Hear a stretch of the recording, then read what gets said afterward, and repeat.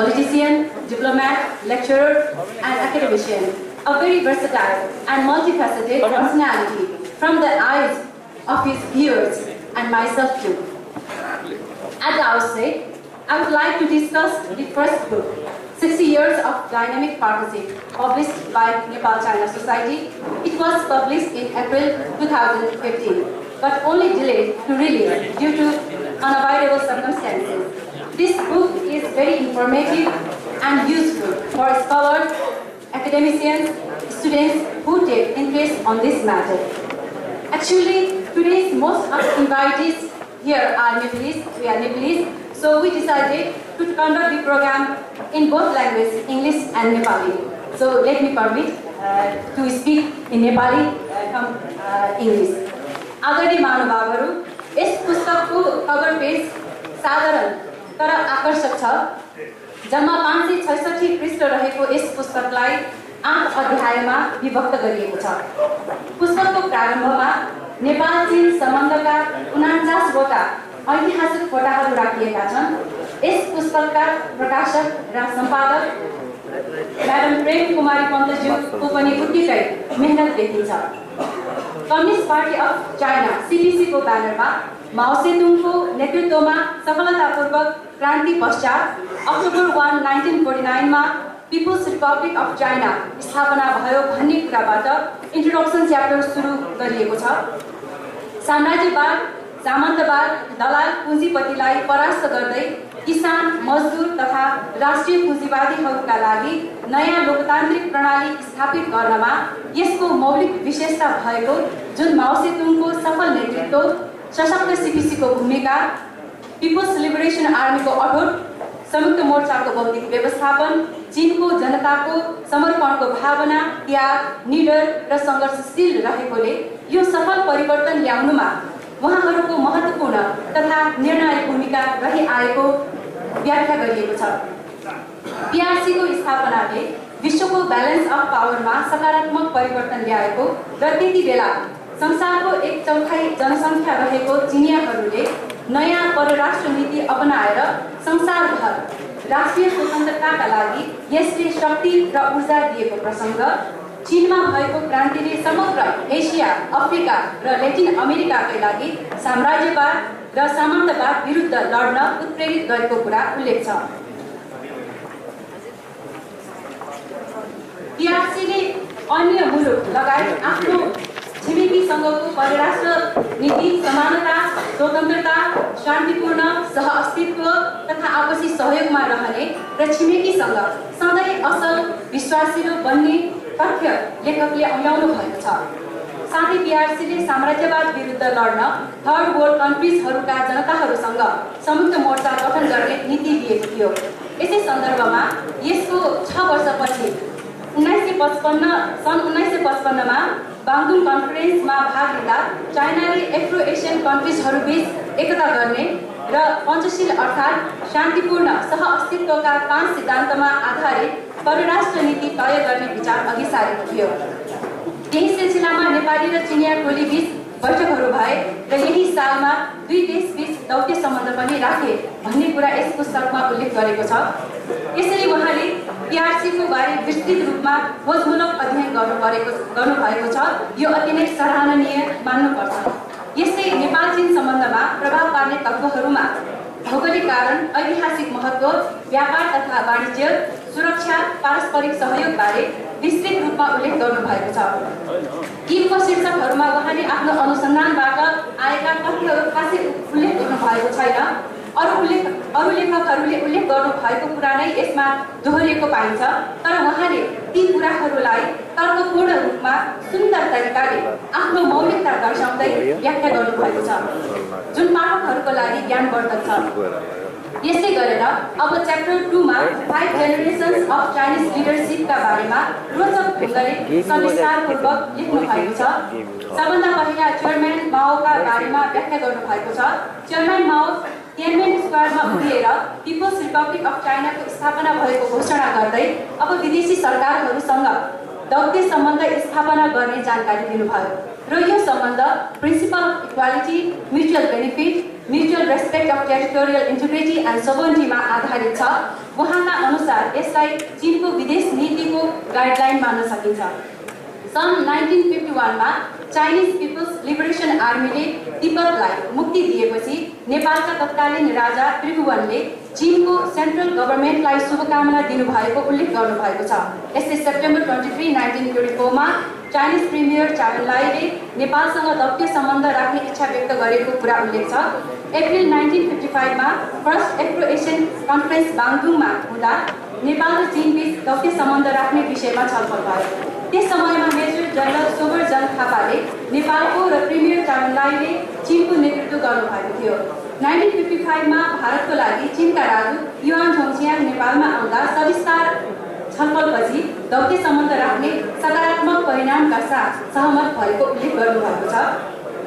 यसरी नेपाल चीन बीच अगस्त 1, 1955 मा दक्ष सम्बन्ध स्थापना भयो, जुन पञ्चशीलको सिद्धान्तमा आधारित छ। प्रिन्सिपल रोयल एडभाइजर सरदार गुन्जमान सिंह र चाइनिज एम्बेसडर युआन झोङजियाङ बीच सरकारको तर्फबाट हस्ताक्षर आदान प्रदान भयो। उनी नेपालका लागि राजदूत नियुक्त हुनुभयो। दुई देशबीच सांस्कृतिक र आर्थिक सहयोग विस्तार हुने लक्ष्यसहित जोइन्ट कम्युनिटी आयो। दक्ष सम्बन्ध स्थापनामा चीन नेपालको लागि 5औं मुलुक हो भने नेपाल चीनको लागि 22औं मुलुक हो। लेफ्टिनेन्ट जेनरल दमन शमशेर जङ्गबहादुर राणा चीनको लागि नेपाली पहिलो राजदूत हो।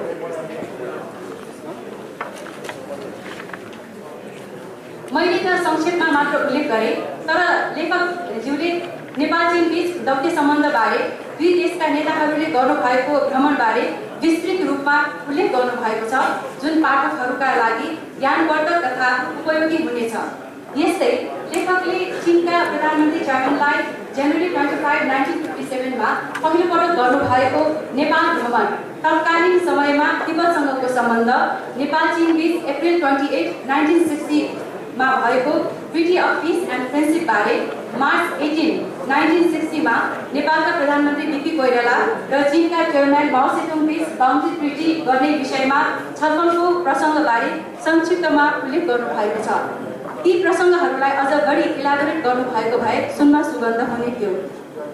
यसै परिच्छेदमा लेखकले माओ सेतुङको भनाइ उद्धृत गर्नुभएको कुरा मलाई तपाईहरू समक्ष वर्तमान सन्दर्भमा उल्लेख गर्दा राम्रो हुन्छ भन्ने ठानेको छु र त्यो म भन्न चाहन्छु। माओ said, "The Sino-Nepal border should be peaceful and friendly forever," and further assured that China won't occupy even an inch of Nepalese land. यी कुरा मनन योग्य छन् आजका दिनमा। त्यसपछि नेपालका प्रधानमन्त्री बीपी कोइराला र चीनका प्रधानमन्त्री चाउ एन लाई बीच मार्च 21, 1960 मा बाउन्ड्री एग्रिमेन्ट ट्रिटी हस्ताक्षर भयो। नेपालको सगरमाथा र चीनको चमोलोङमा पश्चिमेलीको माउन्ट एभरेस्ट कसको भन्ने संवेदनशील विषयमा पनि चीनले न्याय गरेको छ नेपालप्रति। चीनले सगरमाथा नेपालको हो भनेर स्वीकारेको कुरा लेखकले लेख्नु भएको छ, तर विस्तृत रूपमा नक्सासहित उल्लेख गर्नु भएन। खास गरी चीनको तर्फबाट जाँदा चुचुरोमा कोही पनि उभिने ठाउँ नभएको, सगरमाथाको चुचुरोमा पुग्न नेपालको भूमि नै टेक्नु परेको र उत्तरतिरबाट आएका आरोहीहरू पनि नेपालको बोर्डर नै भएर जानुपर्ने भएको कुरा पुष्टि हुने नक्सासहित इतिहास शिरोमणि बाबुराम आचार्यले बीपी कोइरालालाई दिनुभएको थियो, जुन नक्सालाई चीनले समर्थन जनाएको हुनाले सगरमाथा नेपालको हुन गएको हो भन्ने कुरा मैले पढेकी थिएँ। त्यसैले विश्वलाई चिनाउने सगरमाथाको बारेमा लेखकज्यूले नक्सासहित व्याख्या गर्नुभएको भए अझ राम्रो हुन्थ्यो कि भन्ने मलाई लागेको छ। यस्तै उहाँले महत्त्वपूर्ण कुराहरू जस्तै खम्पास रिपेलले 1976 मा नेपालको भूमिलाई दुरुपयोग गर्दा नेपालको आर्मीले खम्पा रिपेलको नेता वाङ्गीलाई मारी मिसन सफल गरी छिमेकी मुलुकलाई सहयोग गरेको उल्लेख छ। त्यस्तै राजा महेन्द्र बितेको कुरा अनि उहाँको शान्ति, तटस्थता, असंलग्न आन्दोलनका नीति जुन राष्ट्रलाई सार्वभौम र स्वतन्त्रता कायम राख्न सफल भएको कुरा, जनवरी 1976 मा चाइनिज प्रिमियर चाउ एन लाई र सेप्टेम्बरमा चेयरम्यान माओ बितेको प्रसङ्ग बडो मार्मिक ढङ्गले उल्लेख गर्नुभएको छ।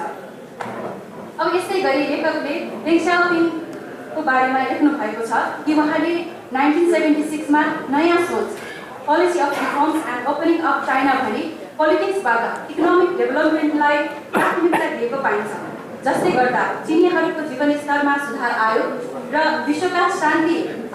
विश्व शान्तिका लागि सबै मित्र राष्ट्रहरूसँग हातेमालो गर्नुपर्ने नीति अँगालेको कुरा विस्तृत रूपमा लेखकले प्रस्तुत गर्नुभएको छ। 1978 मा देङको नेपाल भ्रमण हुँदा सुगर मिल, पेपर फ्याक्ट्री स्थापना गर्ने सहमत भयो। यसको अघिल्लो वर्ष भारतका प्रधानमन्त्री मोरारजी देसाई काठमाडौँ आउँदा राजा वीरेन्द्रको जोनल पिस प्रपोजल रिजेक्ट गर्नुभएको थियो। त्यसरी यो भ्रमण चीनले नेपाललाई कनेक्टिभिटी तथा व्यापार बढाउनु, दक्षिण एसियाको विकासको लागि चीनको उपस्थिति जनाउनुको साथसाथै उक्त प्रस्तावलाई समर्थन गर्ने मनसाय सहितको थियो भन्ने कुरा लेखकको विश्लेषण रहेको छ। उहाँले पश्चिम मुलुकको हेजिमोनिक एटिट्युडको विरुद्ध थर्ड देशले सङ्घर्ष गर्नु परेको बारे पनि उल्लेख गर्नुभएको छ, जुन महत्त्वपूर्ण एवं उपयोगी छ। राजा वीरेन्द्रको समयमा चीनसँग गरेका सम्झौताहरूको बारे, नेपालले चीनसँग लिएका सहयोगहरूका बारे र नेपाल चीन सम्बन्ध अझ बढी प्रगाढ बनाउनलाई उहाँले खेलेको भूमिका बारे विश्लेषण सहित विस्तृत रूपमा व्याख्या गर्नुभएको छ। त्यसपछि चाइनिज प्रेसिडेन्ट ज्याङ जेमिनको बारेमा उल्लेख गर्नुभएको छ। उहाँ एक आधुनिक चीन निर्माणका एक कुशल नेतृत्व भएको र उहाँले दिनुभएको नेपाल चीन सम्बन्धको 4 बुँदा खाकाको नयाँ मार्ग छ, जुन यस प्रकार छ। दुवै पक्षले multilevel exchanges, trade and economic कोअपरेसनमा नेपाल चीन बीच विस्तृत रूपमा विस्तार गर्नुपर्ने, तिब्बत नेपाल बीच सहयोगको आदान प्रदान र क्षेत्रीय तथा अन्तर्राष्ट्रिय सम्बन्धमा सञ्चार समन्वय र सहयोग बढाउनु पर्ने उल्लेख गरिएको छ। नेपालले यसलाई स्वीकार्यो र सम्बन्ध एक नयाँ उचाइमा पुगेको बताइएको छ। उहाँको समयमा राजा वीरेन्द्र, जननेता मदन भण्डारी, लोकप्रिय प्रधानमन्त्री एवं एमालेका नेता मनमोहन अधिकारी, प्रधानमन्त्री शेरबहादुर देउवा लगायतका नेताको चीन भ्रमण र नेपाल चीन बीचको दौत्य सम्बन्धमा पुर्याउनु भएको योगदानको बारे व्याख्या गर्नुभएको छ, जुन पाठकहरूले सूचनामूलक सामग्रीको रूपमा लिन सकिन्छ। अब प्रेसिडेन्ट ज्याङ जेमिनको राजकीय भ्रमण नेपालमा डिसेम्बर 4, 1996 मा हुँदा लेखकले उहाँले बोल्नु भएको कुरा लेख्नु भएको उहाँकै शब्दमा म यहाँ राख्न चाहन्छु। हु जिन्ताओ मार्च 15, 2003 मा चीनको प्रेसिडेन्ट बन्न सफल हुनुभएको, पश्चिम चीनमा उहाँले व्यापक विकास गर्नुभएको कुरा र तिब्बतमा आएको विकासका लहरले सामाजिक, आर्थिक, सांस्कृतिक क्षेत्रमा भएको सुधार अनि यसका कारण उल्लेख्य रूपमा नेपाल र चीन बीच सहयोग र कनेक्टिभिटी बढाउन मद्दत पुगेको बारे लेखकले व्याख्या गर्नुभएको छ। सन् 2007 मा बेजिङ ओलम्पिक टर्च नेपालको भूमि भएर माउन्ट एभरेस्ट पुगेको प्रसङ्ग, पोखरा लिङ्सी र कुन्मिङ पोखरा बीच सिस्टर सिटीको सम्बन्धनको स्थापना, उहाँको पालामा चीनले नेपाललाई सहयोग गरेको बारे उल्लेख गर्नुभएको छ, जुन पाठकहरूको लागि सूचनामूलक र उपयोगी सिद्ध छ। उहाँको समयमा हालका सामान्य प्रधानमन्त्री, तत्कालीन वरिष्ठ उप प्रधानमन्त्री केपी शर्मा ओली, प्रधानमन्त्री गिरिजा प्रसाद कोइराला, नेपालको पहिलो राष्ट्रपति डाक्टर रामवरण यादव, प्रधानमन्त्री माधव कुमार नेपाल, प्रधानमन्त्री झलनाथ खनाल, उप प्रधानमन्त्री तथा परराष्ट्र मन्त्रीहरू लगायत उच्च तहका नेताहरू, उद्योगिक व्यवसायीहरू र अन्य व्यक्तित्वहरूको चीन भ्रमणको कुरा साथै चीनको तर्फबाट पनि उच्च तहका व्यक्तित्वहरूको नेपाल भ्रमण भएको, जनवरी 14, 2012 मा चाइनिज प्रिमियर वेन जियाबाओको नेपाल भ्रमण भएको र नेपालको विकासको लागि सहयोग र त्यसमा ट्राइल्याटरल कोअपरेसन आवश्यकता भएको उल्लेख गर्नुभएको छ। यसरी हु जिन्ताओको समयमा पनि दुई मुलुक बीच गहिरो सम्बन्ध राख्न सफल भएको प्रसङ्ग लेखकले आफ्नो पुस्तकमा विस्तृत रूपमा उल्लेख गर्नुभएको छ। यसैगरी चाइनिज प्रेसिडेन्सीको बारे लेखकले पेज 78 देखि पेज 110 सम्म लेख्नु भएको छ। वर्तमान समयमा विश्व परिवेशमा उहाँको यो विचारलाई कार्यान्वयन गर्न सके समृद्ध, सुखी र शान्त विश्वको निर्माण हुने थियो। त्यसैले उहाँको यो महत्त्वपूर्ण विचारलाई जस्ताको तस्तै म पस्कदैछु। The concept of Chinese dream is all about building a moderately prosperous society and realizing national rejuvenation which can be achieved by 2021. China's basic policy of diplomacy with neighboring countries is to treat them as friends and partners, help them in times of crisis, treat them as equals, visit them frequently to make them feel secure and to support their development. Again, he urged we should work with our neighbors to speed up connection of infrastructure between China and our neighboring countries and establish a Silk Road economic belt and a maritime Silk Road geared towards the demand of 21st century. We will never interfere in the internal affairs of any country, and we do not seek to dominate regional affairs or establish any sphere of influence. Presidency त्यस्तो बेला चीनको सत्तामा पुग्नुभयो जुन बेला केही छिमेकी मुलुकहरूसँग तनाव भइराखेको थियो। तर त्यसलाई चिरेर उहाँले 14 वटा आफ्नो छिमेकी मुलुकसँग सहयोगको हात बढाएर मैत्री सम्बन्ध कायम गर्न खोज्नु भएको कुरा, आर्थिक उन्नति पारस्परिक सहयोगका लागि एसियन र युरोप मुलुकहरूलाई जोड्ने सिल्क रोडको कन्सेप्ट राख्नु भएको कुरा लेखकले उतार्ने कोसिस गर्नुभएको छ। उहाँले क्षेत्रीय वित्त सहयोग हुनुपर्ने एसियन इन्फ्रास्ट्रक्चर इन्भेस्टमेन्ट ब्याङ्क र क्षेत्रीय वित्त सुरक्षा सञ्जालको विकासको आवश्यकता रहेको बारे उल्लेख गर्नुभएको छ। नेपालमा अहिले चीनको लगानी तथा सहयोग बढेको, सामाजिक सांस्कृतिक सम्बन्ध विस्तार भएको, व्यापार तथा कनेक्टिभिटी बढेको र चिनिया पर्यटक बढ्दै गएको उल्लेख गर्नुभएको छ।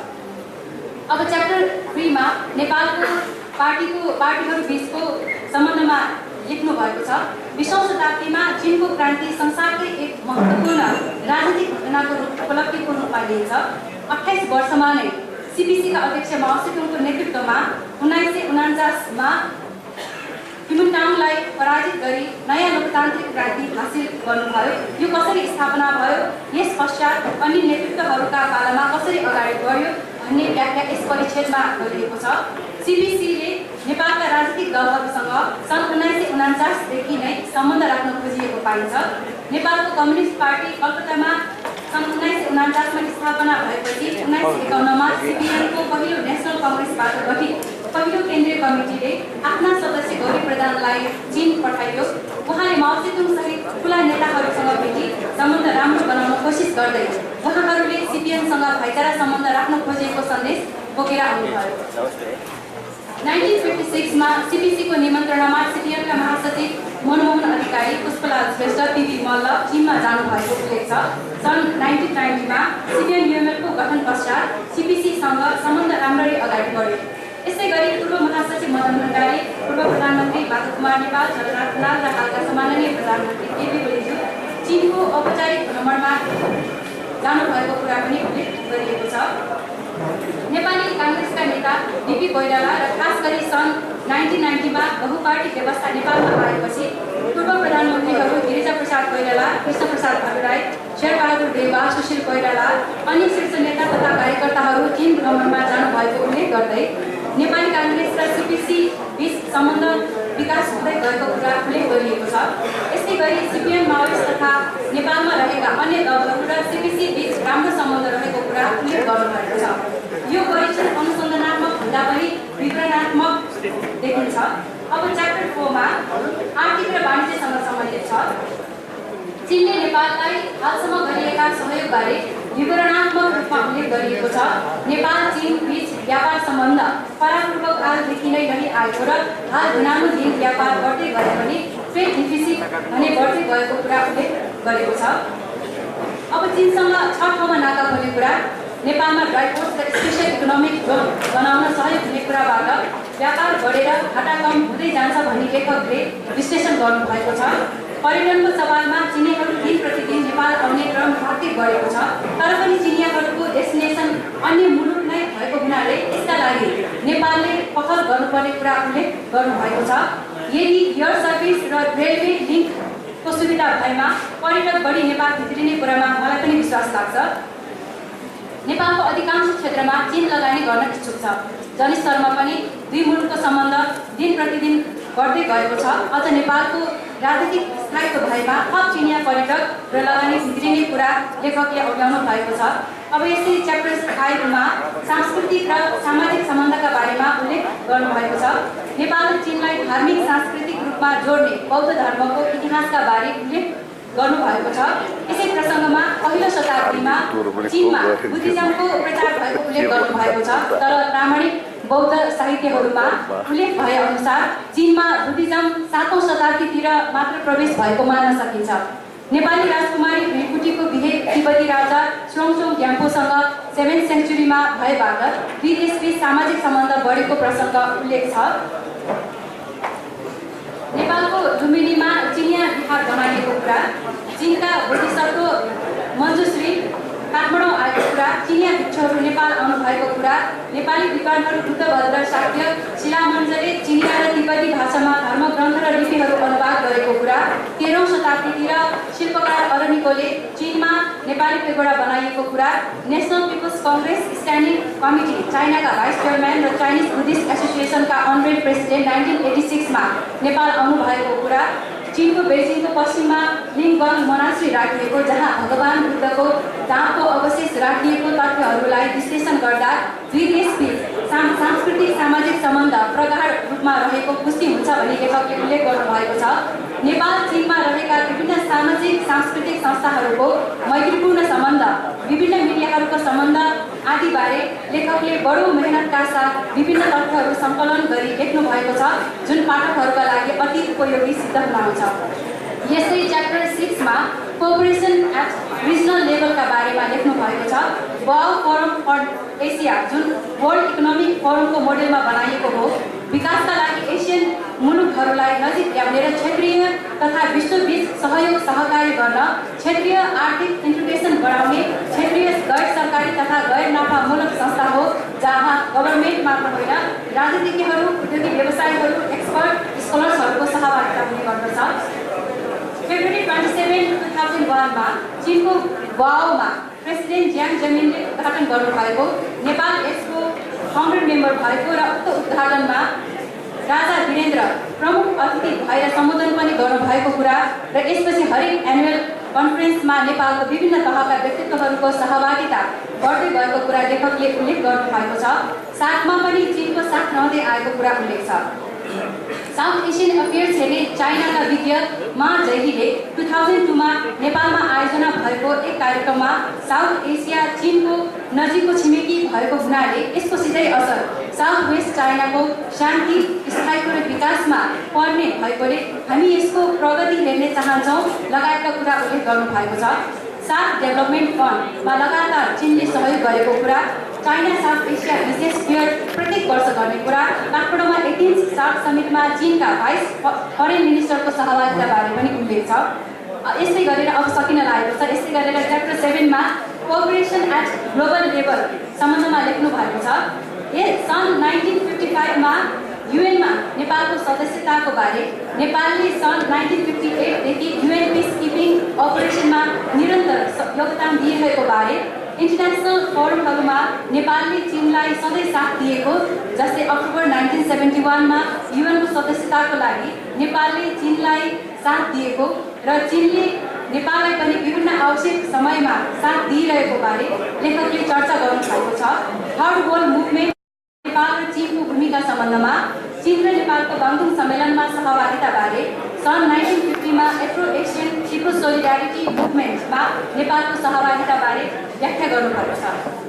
नेपाल कहिले पनि कुनै पनि समयमा अलायन्समा नरहेको कुरा लेखकले उल्लेख गर्दै शीत युद्धका सुरुका समयमा पनि चीन रुससँग झुकाव भए तापनि पछि आफूलाई कुनै पनि पक्षसित अलायन्स हुनबाट टाढा राखेको र तेस्रो मुलुकसँग ठुला शक्तिले गर्ने गरेका विभिन्न खालका हेजिमोनिसका विरुद्ध सङ्गठित हुँदै गएको कुरा विवरणात्मक रूपमा व्याख्या गर्नुभएको छ। चीनले आफ्ना छिमेकी लगायत अन्य मुलुकसँग शान्तिपूर्ण तरिकाले सम्बन्ध राख्न खोजिएको कुरा, नेपाल, भारत र चीनको त्रिपक्षीय सहयोगका नयाँ सम्भावना खोलेको कुरा लेखकले विश्लेषण गर्नुभएको छ। अन्तमा च्याप्टर 8 मा concluding remarks, problems and prospects सम्बन्धी छ, जसमा च्याप्टर 1 देखि च्याप्टर 7 सम्मको सारांशको रूपमा लेखिएको छ। यसपछि परिशिष्टमा यस सम्बन्धका ट्रिटिज, एग्रिमेन्ट्स, एमओयुज, डकुमेन्ट्सहरू संलग्न गरिएको छ, जुन यहाँ पाठकवर्गहरूको लागि ज्ञानवर्धक हुनेछ। यो किताबको शीर्षक 60 इयर्स अफ डाइनामिक पार्टनरसिप मात्र छ। यसमा बिट्विन नेपाल एन्ड चाइना वा कलम राखेर नेपाल चाइना रिलेसन्स भएको भए पूर्णता देखिन्थ्यो कि भन्ने मलाई लागेको छ। यो फ्रन्ट कभर र पृष्ठमा पनि छैन। यसै विषय सूचीमा उल्लेख गरिएको केही टाइटल र सब टाइटल पुस्तकको अध्यायहरूमा फरक रहेको पाइयो। फोटाहरूमा र डकुमेन्ट्सहरूमा सोर्सेसहरू खुलेको भए आधिकारिक हुन्थ्यो कि, साथै डकुमेन्टहरूमा पनि सिरियल नम्बर भएको वा कन्टेन्टमा पनि राखिएको भए पाठकवर्गलाई हेर्न सजिलो हुन्थ्यो कि। यसै ठाउँमा स्पेलिङ मिस्टेक्स पाइएको छ। चिनियाहरूको नाम विभिन्न लेखकले फरक फरक लेख्छन्, उच्चारण गर्छन्, तर एउटै किताबमा पुस्तकमा भने युनिफर्मिटी भइदिएको भए राम्रो हुन्थ्यो र यो पुस्तकमा युनिफर्मिटी पनि अहिले पाइएको छैन। यो पुस्तकमा प्रुफ रिडिङ राम्ररी गरेको पाइएन। यो किताबको मूल्य नेपाली रुपैयाँ 1000 राखिएको छ। यसरी यो पुस्तक थोरै खोजमूलक, धेरै विवरणात्मक र केही विश्लेषणात्मक रूपमा लेखिएको ऐतिहासिक, राजनीतिक, आर्थिक, सांस्कृतिक र सामाजिक तथ्यहरूको सङ्गालोको रूपमा लिँदा उपयुक्त हुन्छ जस्तो मलाई लाग्छ र जसले नेपाल चीन सम्बन्धमा धेरैभन्दा धेरै तथ्यहरू जान्ने इच्छा गर्छन् ती पाठकहरूको लागि, ती अध्ययनशील विद्यार्थीहरूका लागि, ती कूटनीतिज्ञहरूका लागि र ती राजनीतिज्ञहरूका लागि बटुवाहरूको प्यास मेटाउन राखिएको कुवाले जस्तै, अन्धकार हटाउन बालिएको बत्तीले जस्तै नेपाल चीन सन्दर्भमा धेरैको प्यास मेटाउन, धेरैलाई ज्ञानको प्रकाश दिन यो पुस्तक सफल भएको म ठान्दछु। यसर्थ यहाँ उपस्थित सबै महानुभावहरूलाई कमसेकम एक पटक, सक्नुहुन्छ भने 2 पटक, कसैले कन्ठे गर्न चाहनुहुन्छ भने 3-4 पटक पढिदिनु भए हाम्रा आदरणीय विद्वान श्री हिरण्यलाल सरको यो मेहनतलाई सम्मान गरिदिनु हुन अनुरोध गर्दछु र पुनः एकपटक मलाई यस पुस्तकको समीक्षा गर्न मौका दिनुभएकोमा आयोजक संस्थालाई मुरी धन्यवाद दिन चाहन्छु र धैर्यताका साथ उत्साहित भएर सुनिदिनु भएकोमा यहाँहरू सबैलाई आभार व्यक्त गर्दै म बिदा हुन चाहन्छु। तर जाँदै हिरण्यलाल सरले फेरि अर्को एउटा पुस्तकको पनि रिभ्यू गरेको अर्को पुस्तक यही अघिल्लो किताबको जुन 566 पेजको थियो, अति नै लामो पेज छ, पृष्ठ रहेको किताब हो त्यो पुस्तकको अर्को पुस्तक the fountain of reviews on 60 years of dynamic पार्टनरसिपको बारे पनि जानकारी दिनका लागि भन्नुभएको छ। तर म एकदम संक्षिप्तमा मात्र भन्छु, परिचय मात्र दिन चाहन्छु। यो किताबको धेरै लामो समय गइसकेको छ। यो अघिल्लो किताबको रिभ्यू गरेको पुस्तक भीमविराट फाउन्डेसन नेपाल मकवानपुरले प्रकाशन गरेको हो। 105 पृष्ठ रहेको यो पुस्तकमा 24 जना विद्वान लेखकहरूले रिभ्यू गर्नु भएको छ। म ती विद्वान लेखकहरूको नाम भन्न चाहन्छु। क्रमशः यस प्रकार छ: भीम उदास, विनोद प्रसाद विष्ट, बुद्धिनारायण श्रेष्ठ, प्राडा चन्द्रमान भद्राचार्य, दिपेन्द्र रोकाया, द्वारिकानाथ ढुङ्गेल, हिमेश, प्राडा गोपाल पोखरे, प्राडा जयराज आचार्य, कुलराज घिमिरे, मनोरञ्जन जोशी, मिलनराज तुलाघर, प्राडा मोहन लोनी, नरेशवीर साक्य, प्राडा नर्मदेश्वर प्रधान, नीलकण्ठ तिवारी, राजेश कामलिङ राई, प्राध्यापक राजेश्वर आचार्य, ऋतुराज सुवेदी, प्राध्यापक श्रीधर गौतम, सुन्दरनाथ भट्टराई, प्राध्यापक डाक्टर सुरेन्द्र केसी, टङ्क कार्की, प्राडा त्रिरत्नमानन्द हुनुहुन्छ। यस पुस्तक तुलसी थापाज्यूले सम्पादन गर्नुभएको छ र यस पुस्तकको मूल्य रु मात्र 200 राख्नु भएको छ। यही जानकारीको साथ